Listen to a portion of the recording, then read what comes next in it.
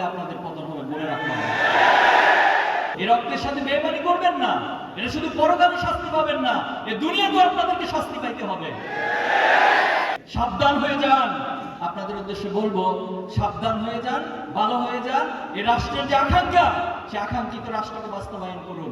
আপনারা স্বাভাবিক কোনো নির্বাচন, স্বাভাবিক কোনো প্রক্রিয়া ক্ষমতায় বসেন নাই।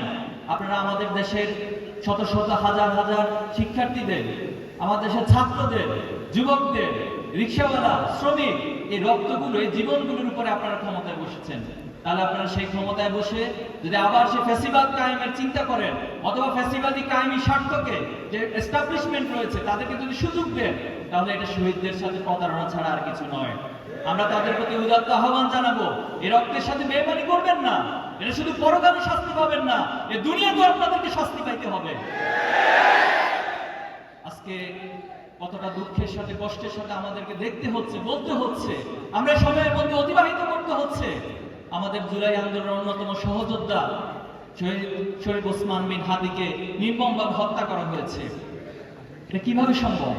এবং হত্যা করার পর আমরা জেনেছি ওনাকে গুলি করা হয়েছে 2টায়, অথচ বাংলাদেশের যে সীমান্তগুলো রয়েছে সেখানে নিউজ গিয়েছে সন্ধ্যা 7টার পর যে আপনারা পাড়ি বসান, চেকপোস্ট বসান। এ কেমন আচরণ করেছেন আপনি? তারা কিভাবে করে বাংলাদেশের বর্ডার পার হয়? তাহলে বাংলাদেশের বর্ডার পার হয়ে যে রাষ্ট্রে যাচ্ছে তাদেরকে কারা আশ্রয় দিচ্ছে? আজকে এই প্রশ্নগুলোর উত্তর অবশ্যই এই জাতিকে, এই প্রজন্মকে খুঁজে বের করতে হবে। আমরা কোন ডিপ স্টেট এবং কোন কায়েমবাদী স্বার্থের মধ্য দিয়ে বাংলাদেশে গিয়ে ক্ষমতা যাবে, এটাই প্রজন্ম সহ্য করবে না। বাংলাদেশে যারাই ক্ষমতা যাবে, এই প্রজন্মের পাঁচকে বুঝে, ছাত্র সমাজের পাঁচকে বুঝে, ছাত্র সমাজের সমর্থন নিয়ে তারপরে আপনাদেরকে ক্ষমতায় যেতে হবে। শহীদদের সাথে যদি কোনো গাদ্দারি হয়, আমরা বলছি আমরা এক একজন আবু সাঈদ হয়ে যাব, আমরা এক একজন হাদি হয়ে যাব, কিন্তু এরপর শহীদদের সামনে আমরা পুলিশ সাজাতে দিব না।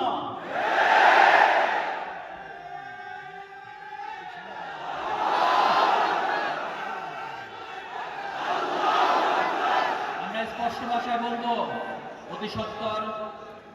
অতি সত্বর শহীদ হাদি ভাইয়ের খুনিদেরকে গ্রেফতার করতে হবে। বাংলাদেশের সম্প্রতি তেজগাঁও কলেজে সাকিবুল হাসান রানা নামে একজন শিক্ষার্থীকে হত্যা করা হয়েছে, আপনারা জানেন, খুব বেশি আলোচনায় আসে না। তাদের হাতে হত্যা করা হয়েছে সেটাই জাতি জানে, কিন্তু মিডিয়াগুলো, প্রশাসন এই সাকিবুল হাসান রানার হত্যাকাণ্ডকে গোপন করেছে।